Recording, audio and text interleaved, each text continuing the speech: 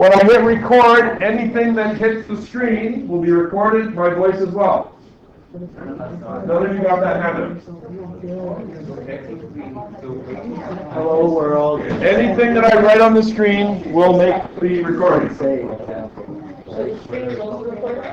Hello world.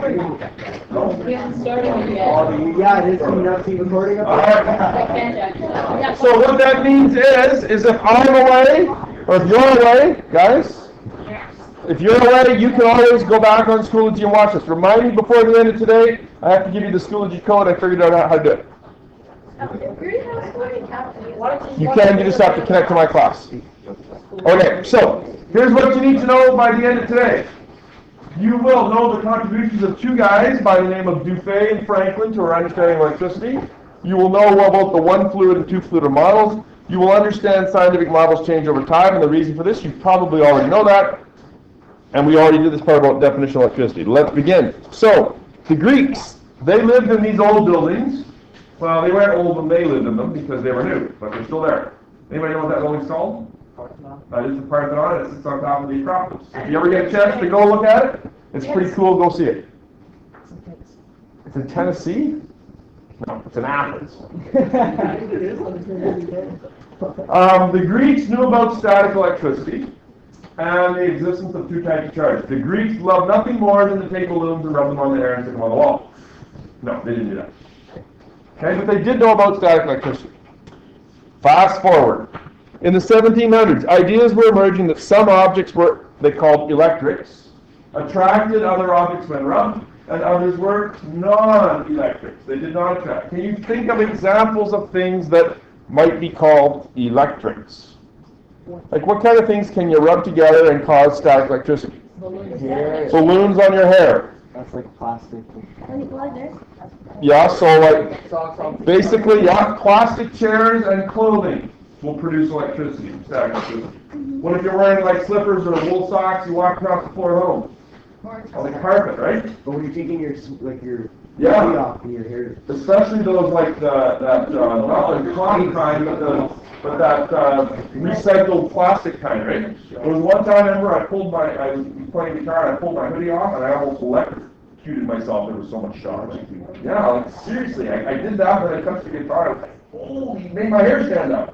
That's how much electricity there was. Yes, exactly. It was a while ago. You guys are hilarious. This guy had good hair. Dufay. He had good hair, yeah.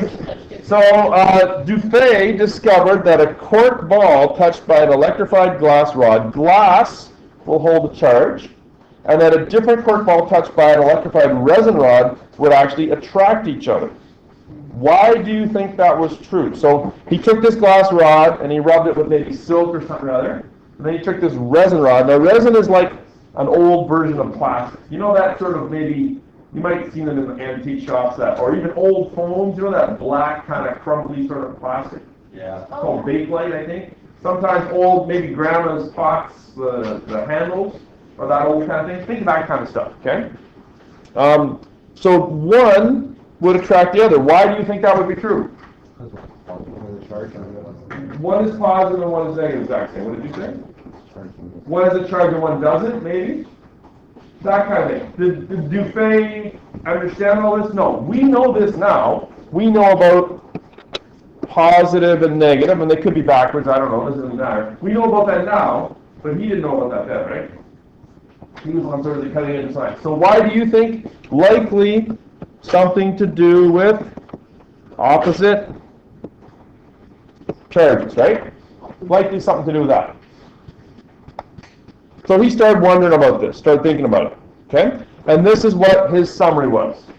He came up with lots of words out there, okay? I think you guys have spots to fill and stuff. So Dufay believed that there was two kinds of, he called them fluids, air quotes. He called them vitreous electricity, or vitreous fluid, and resinous electricity, or resinous fluid. Vitreous is Latin for the word for glass. Okay, they like to use Latin words. Everyone spoke Latin back then. It was sort of the language of science. Okay? Yeah. You don't like that great thing? I know. That's why we want you to listen. So he thought there was this, he thought everything contained some vitreous fluid, everything contained some resinous fluid, and when you rub stuff off, right, you either were taking away vitreous, or putting vitreous on, or taking away resinous and taking it off. Does that make sense to us now? No, it's crazy talk. Partially. But it's kind of along the right line. He said all objects contain both fluids. He said that neutral objects, when something was statically neutral, electrically neutral, then it contained equal amounts of both. That sort of makes sense. What do you know that Mr. Love has taught you about equal amounts of both?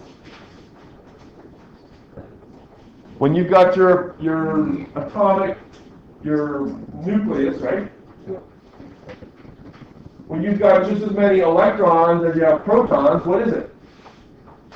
Neutral. Exactly. Right? So he had the right idea. He was on the right track. He said that neutral contained equal amounts of both. It's sort of like equal amounts of protons and electrons. Can you read that? That is terrible writing. If there was some way I could convert that into actual English. You know, like one amounts lava deer. Okay, that makes sense. Let's try that again. Let's try that again. That didn't work so good. Yeah, like this is Use the calligraphy pen. Use the calligraphy. Yeah, Mr. Walker tried to show me how to do that, but I couldn't find it on here. Like every time she wrote it, automatically would fix it. Who used it? Miss Mama Shoe. If you guys can show me how to do that, that would be It's awesome. like right there. That's great. Isn't that it right there? Where? You show me that. Our modern understanding would be that there's equal amounts of protons and electrons. He called them vitreous and resinous. Neutral amounts contain equal amounts of both. That's sort of what goes with that, right? Okay. Vitreous objects contain more vitreous fluid. Sort of goes along with the idea of positive objects contain more protons. Resinous objects contain more resin. Negative objects contain more electrons. He's on the right track, he just isn't 100% right. He also said that when a vitreous object, and it doesn't matter which one is which here, I guess vitreous would be the glass, the white one, comes in contact with a resinous object, the fluids travel from one another to sort of balance out. Does that sort of fit with our idea of electrons moving to balance out? Yeah. It kind of does. It's close, right? Which one, I asked you this the other day, which ones move, the electrons or the protons? The electrons. Do the electrons travel to balance out? Did we see that in that video? I think we did. Question here. Question or just stretch? Yeah. Sorry, I can't remember your name. Stretch. I'll have to work on names. All good to now? Excellent. There's three problems with this. Okay? Dufay's model has problems. What happens when two vitreous objects touch? Well, in Dufay's idea, right, that there would be no balancing, right? They would just sort of, do nothing because they can't balance. But we know now that two repel. When they're two the same charge, they repel. Could Dufay understand, or could Dufay explain that? No, he couldn't.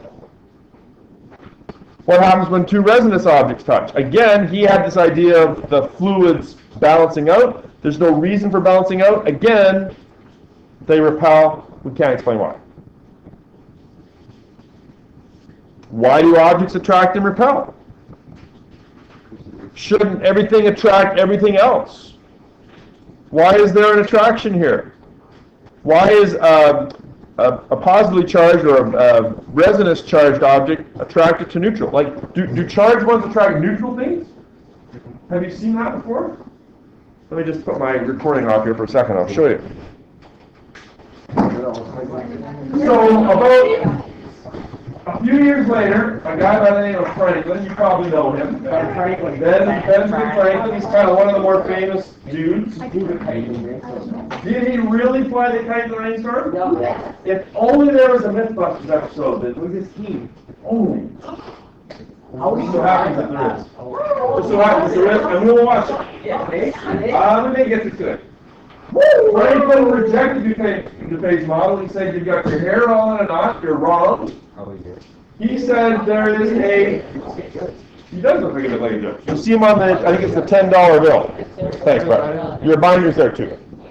You got a receipt. Franklin proposed a one fluid model. Nolan. Franklin proposed a one fluid model. He said there isn't vitreous and resonance, there's only one kind of fluid. And he was the first guy to come up with the use of the terms positive and negative. So we can thank him for that. Unfortunately, there's a lot of controversy about positive and negative. If you go online, you'll see there's a whole whack of nerds all got there. They're all fired up. The problem is that Franklin knew that one of the charges moved. He labeled that one proton, positive. We now know that it's the electrons that move and it's the negative. The whole system sort of makes sense when you talk about positive. If you ever talk to an electrician or whatever, they might talk about conventional current. You guys heard the word current electricity? Yep. Current is the direction that positive charge goes. Completely wrong, doesn't happen, doesn't work that way. But for hundreds of years, we had it in our heads that it was current was the direction. Turns out it's actually electrons. So Franklin did a good job positive and negative, but he sort of got them backwards. Through no fault of his own. He just arbitrarily said, I'm making this one positive, I'm making this one negative. It makes sense that positive, they're sort of, positive, they're going to move, right? He kind of got them backwards. Is it a big deal? Not really. Okay? It just means that we've got conventional current and we've got electron flow. Two different things. Not a big deal. I like to call Franklin's model the Goldilocks model because he said neutral had just the right amount of fluid. Positive, there was too much, it was trying to get rid of it. And negative, not enough. Does that sort of make sense? Kind of fits our proton, electron kind of model a little bit, right? I think, do you have a picture? Where's that picture one? Oh yeah, okay, it's later. Okay. Does this solve the three problems with Dufay's model? This whole one thing, right? What happens when two vitreous or positive objects touch? They repel. Can Franklin's model explain that? Two positives? He said that positive was too much. Should an object that's got too much fluid push away another one that's got too much fluid? No. Well, maybe. That's sort of kind of, I got too much, you got too much, get away from me, I already got enough, I'm trying to get rid of it, right? It sort of kind of makes a little bit more sense. Does it work for two resonance ones? Same idea. I don't have enough, you don't have enough. Well, it doesn't make as much sense. Why do objects attract and repel? Should everything attract everything else? Does this explain that one? If I've got too much and you have just the right amount, well, I might be able to convince you to take some of my excess. Maybe. Maybe. I know this doesn't make a lot of sense. It doesn't make a lot of sense to me either. Was Franklin right? No. Somewhat. He advanced the idea a little bit, but this is how scientific models change over time. They come up with an idea, they test it, they say, does this make sense to other people? And other people say, no, that doesn't make sense to me. And then they change their idea of the scientific model. Is that one of the things I said you were going to learn at the start? Yep. Can you give me another example of scientific models that have changed over time? And I'll give you a hint. The eagle. Not the eagle. The globe. Is that a model? Yeah. At one point they thought the Earth was? Flat. Not the eagle. The model changed over time because they came up with new ideas. Solar systems and other things. By the way, the eagle, Vinny, has, like, in his eyes, I installed security cameras. Really? Yeah. Always watching you. Well, I'll watch it back. Give me the cameras close. Do you believe me? No. Yeah, that's a lie. I'm just making that up. Okay. Do you have a sheet for this? Sort of, right? Sort of, kind of. Okay, all I really want you to do, yeah, I did that before, I didn't like that. All I want you to do is, you've got that little, yeah, you do, right? Okay, so negative, I want you to draw this in. Positive, the fluid is overflowing. Right? Too much. So on that, next, right there. Right? The negative one is not enough. And the neutral one is Just the right amount. Positive, too much, negative,